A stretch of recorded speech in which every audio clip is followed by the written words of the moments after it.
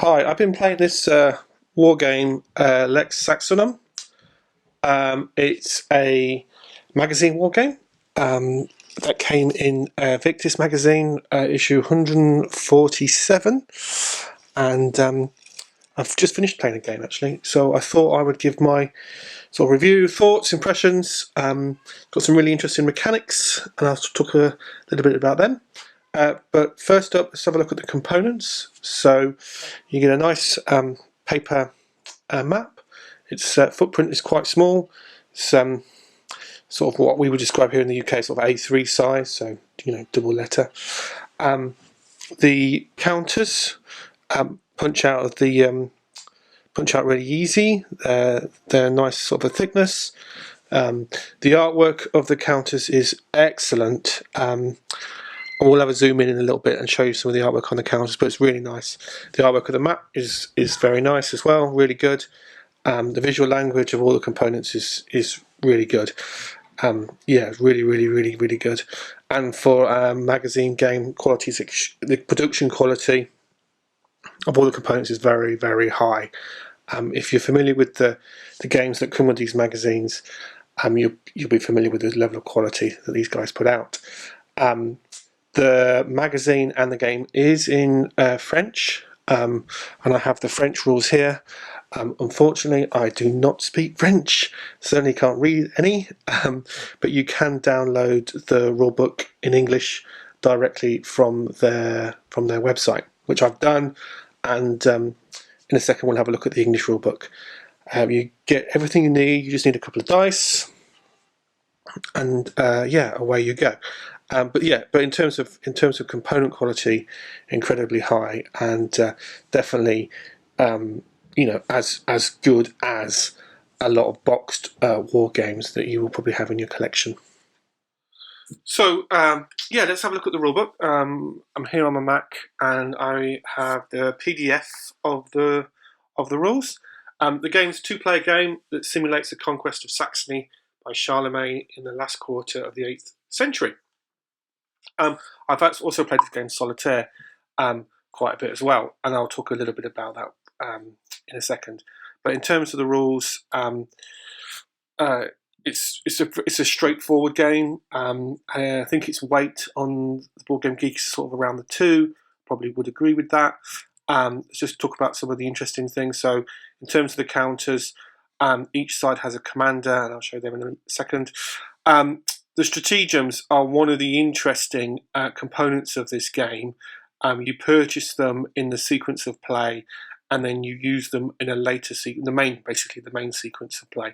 And I'll show some examples of that when we actually look at some of the gameplay mechanics.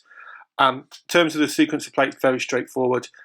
Resource points and how you calculate those is one of the key mechanics. So you spend your resource points in purchasing the stratagems, and you spend your resource points to activate your counters, and then perform battles and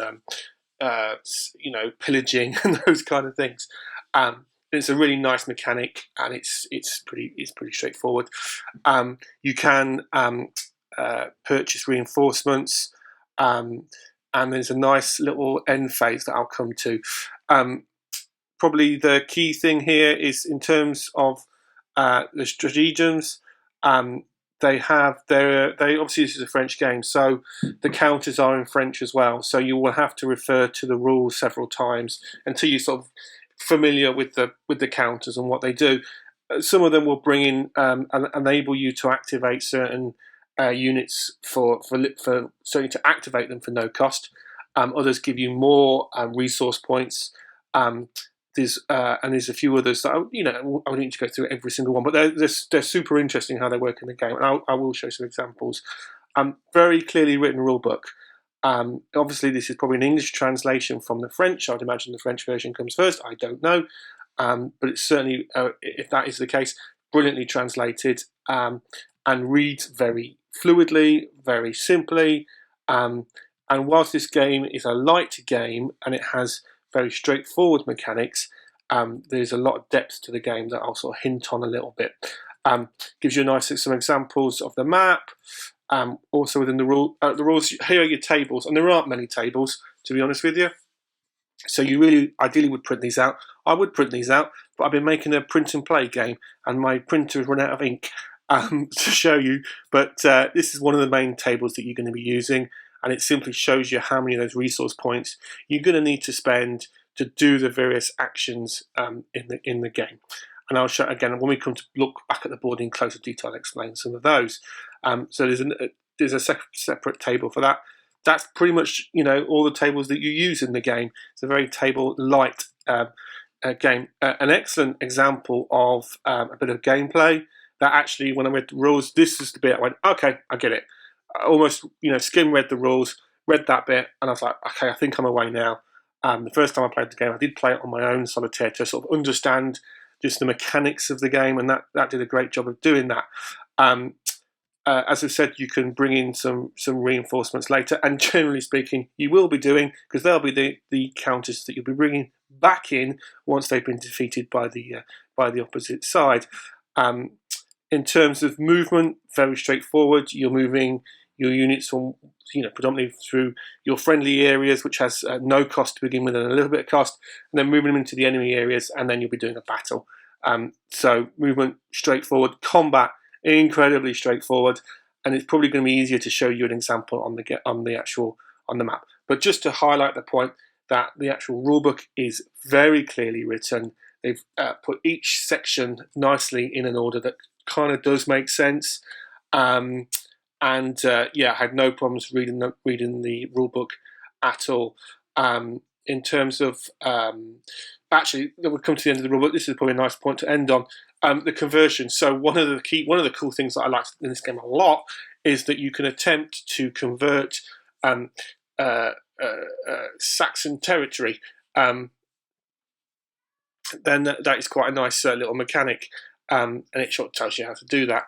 Then you check for victory, and there you go. So the game. I was looking for this earlier actually. The game is designed by Jean-Philippe Guéry. I hope I pronounced your name correctly there, Jean-Philippe. Graphics and layout from the actual studio Victis itself, and there's people that did the testing. Like I said, the quality of the rulebook is very high. The hat off to the guys and gals, whoever did the artwork for all the components of the game, and the graphic is absolutely brilliant. So next up, let's talk about the resource points. Is there one of the key interesting mechanics of the game?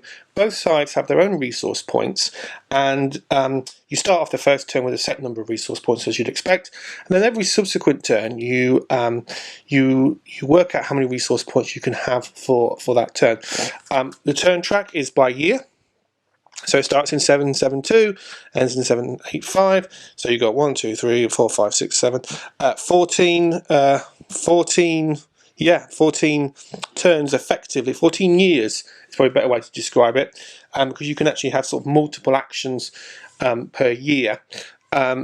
So the resource points are calculated by basically how many territories or areas, is probably a better word, you control.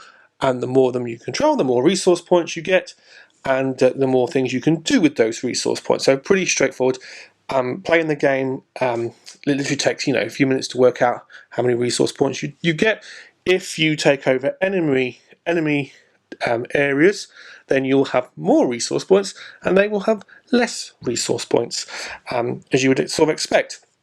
Now, what do you spend those resource points on? Well, the next thing I want to talk about a little bit is the stratagems. Now, these are a key mechanic of the game, and you pull them blindly from a cup. Each side can have up to 3 per year or turn. I'm going to call it a turn. 3 of those, and the first one doesn't cost any resource points. The second one costs 1, and the third one costs 2. So if you want to take all 3, then it's going to cost you 3 resource points. So you may have, I don't know, let's pick an example, 15 resource points. You're going to spend 3 straight away just by taking those. Now, what they can do is they can give you a range of advantages per per section of the sequence, and I'll just talk a bit about the sequence and how they work. So first thing you're going to do is going to calculate those resource points. Then you work out who's got initiative. It's very simple. It's the person with the most resource points. And then you're going to purchase the stratagems that you want. Now, obviously, you don't know which ones you're going to get. You're blindly pulling them. That's one of the key mechanics of the game that I really enjoyed, because some of the stratagems maybe, suit you better than others at that particular time in the game. And then you section D, you're sort of going to reinforce your areas here. Then you kind of get into E, which is basically where you're doing your movement and you're doing your battling, and then at the end of that you're doing your reorganization. Now we're gonna pick a couple here of strategic, and actually on the map they give you a nice little spot where you can put them. So they're double-sided, and one side for each side for the opposing sides. So you put them in the right place. And I'll just pick a couple of examples here. Here we've got two, and they're both activated in the section E. So these two are both activated in what I would call the main section of the game, the one where you're going to do the moving and the fighting. And each of those will tell you what section had, which it's a really simple idea. And in practice, it just makes the game so fluid, and you can focus on the strategy of the game and the look elements of the game without having to constantly look backwards and forwards in charts and manuals and that sort of thing. Like I said, because the counters are in French, the first few times you'll pull the counter, you go, oh, okay, what does that one do? I'll just check the rule book quickly. Okay, I've got it. And the next time you'll pull it, you'll go, okay, I remember that one. I remember what that does. Do you know what I mean? So it's a very low impact on the gamer in that sort of sense. Next, let's have a look at some of the counters in the game. These are sort of all your areas with your armies, I'll call them, your infantry, warriors, counters. They're double-sided, so the game has a certain element of fog of war to it. That lends itself very well, I found, to the solitaire game. Now they do say this is a two-player game. I think they class it as, I don't know, medium solitaire suitability. I played it solitaire quite a few times and really enjoyed it, and this is one of the reasons that it lent itself really well to a solitaire game, was because every time I did some battles between the two sides, you put the counters back, those that survive anyway, generally speaking, back into the areas they came from, and then I would flip them back over onto the other side, and sure enough, in the course of the next turn and all the other things you can do in between, kind of forgotten what was there. So there's that sort of element of that fog of war that was coming through quite nicely.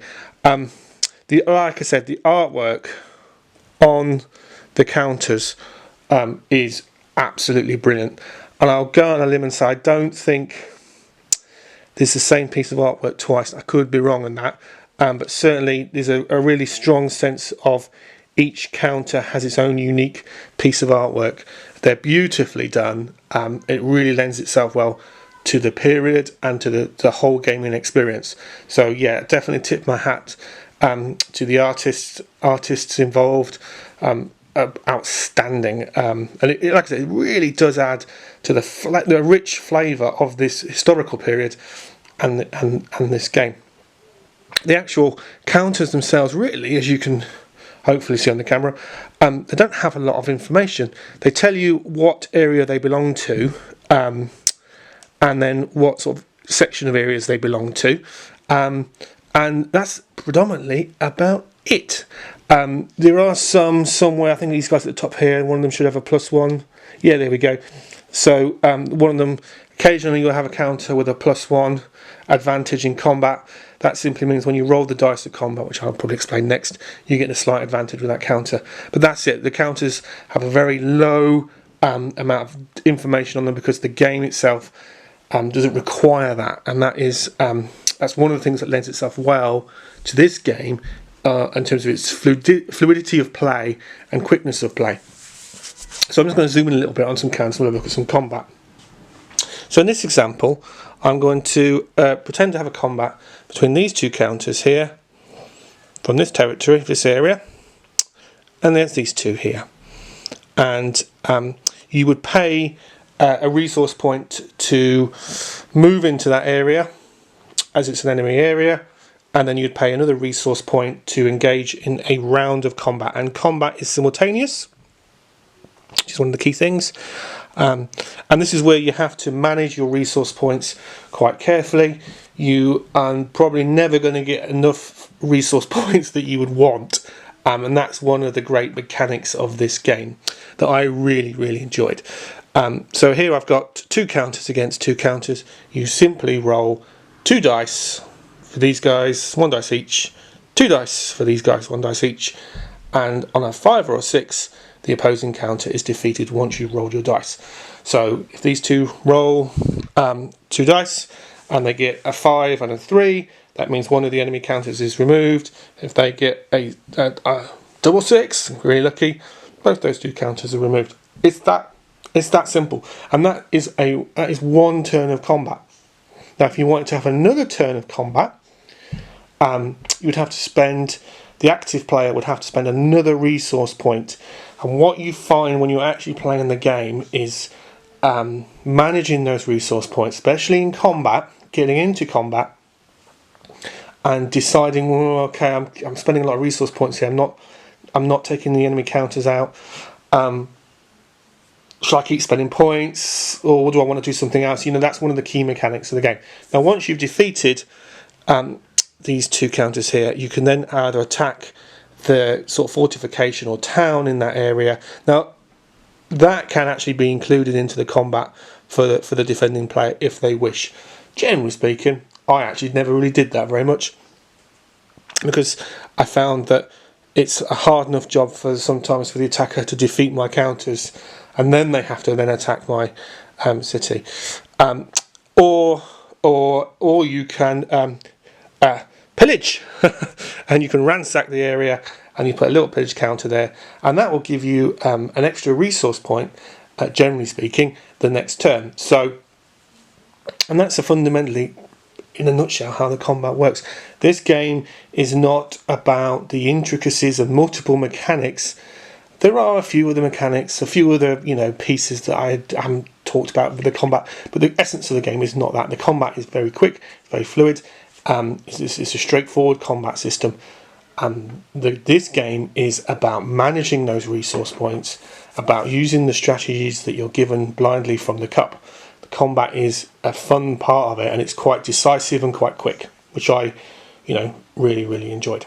So in a nutshell, to kind of surmise quickly, what I loved about this game: quality components is awesome, artwork is utterly brilliant and beautifully done, very rich thematic game. The gameplay is very straightforward, and that allows you as the player to focus on the decision making around how you spend your resource points, and then how you want to use your strategies that you'll get every turn if you spend your resource points on them, and how you want to sort of try and take over the various I keep calling them territories, the various areas on the board. And that is in essence the game. How long does it take to play? It's easily a game you can play in an evening. Can you finish it in half an hour? Probably not. I think it's definitely taken me more than an hour to play the game. But it's not a 4-hour sort of sit down sort of session. Some of the years can be, if one of the strategies you can pull is a treaty, and that will skip you to the next year. So once or twice I've pulled that from the cup, and that's kind of made the game a little bit quicker in terms of its years. It gives you the next year you're going to have more resource points, and then there was a lot more battles and raiding going on, which was great. And the game has that sort of rich narrative, I would describe it as, because of the strategies that you are pulling, and the sort of the more tertiary areas that you can then activate that you normally can't activate in your turn, and some of the drama that then brings to the game. So yeah, overall, incredibly pleased with this. So the last thing I probably should mention about this game is, here in the UK, you can get the game directly from their website. Like I said, don't worry about the fact it's in French. You can download the rules in English, just like I did. And the price of this game is incredibly low here in Europe. So I think I'm going to say it's around €15. I paid probably a little bit more with postage. and I bought this from Second Chance Games here in the UK. I maybe paid £17 or £18. So straight off the bat for a magazine for a war game of any description, this is incredibly low price point, and I struggle to think of another comparable printed, with counters game that I could compare it to in terms of its price. So value for money is off. It's off the charts, right? Magazine games here versus here in the UK would be easily double or nearly double that price. So a absolutely brilliant game. The magazine, I'll just touch on the magazine very briefly. The magazine is excellent. I wish I learned French at school and spent probably less time drawing pictures so that I could read the magazine. The magazine is, if you're big into war games, and they cover both sort of board game war games and miniature war games, utterly brilliant. I wish they produced this in English. So if anyone from Victis magazine is watching this, please make this game in English. I know that it would be incredibly popular, and not just here in Europe, but also I can well imagine in America would be an incredibly popular magazine. Saying that, just for the game alone, I was over the moon. I thoroughly enjoyed playing this game, both two-player and playing solitaire. I enjoyed the solitaire experience. You are playing for sure two-handed. You're playing both sides, of course you are. But with the mechanics of the blind, the sort of chip pulls on the strategies, using that fog of war with the counters overturned, and just the simplicity of the movement of the combat, how reinforcements are coming, lends itself brilliantly well to that type of gaming experience. You've got a little bit of time, maybe it's the end of a working day or something like that, and you just want to play a game where the game is about the thought, the process of just making those decisions, rather than reading through page after page after page of rules. And don't get me wrong, I love those games too. They all have their place in my collection. I think the page number count on this is 15 pages on the rules. In a way, I think that it's a little bit misleading. I think in some ways, the games, I could probably teach this game to someone in literally 5 minutes. It's that straightforward, right? And they would get it. And there'd be the occasional time where I'd go, oh yeah, okay, in this instance we need to do this. Do you know what I mean? Mostly around the strategies that you would be blindly pulling. But the actual core mechanics of the game. Who would the game appeal to? I think if you've played the Birth of series from Academy Games, it's similar in the respect that it's area based, and you feel that you're taking part in this serious piece of history, but the mechanics are fairly straightforward and fairly light. I would say it's definitely, I would say the Academy games are lighter than this. I think this is the next sort of small step up in terms of complexity. But honestly, like I said, if you're familiar with, and not just war games but Euro games, and this is a war game. I know, most definitely, this is a war game. But if you come into war games from Euro games or something like that, this is in many ways a great place to start. Or in that sort of area of great games to start. Like I said, the Victis magazine, they make great games. The components are brilliant. Thoroughly enjoyed this very much. Highly recommended. I think this is an unknown gem. Yeah, that's probably about it for me. So thank you very much for watching.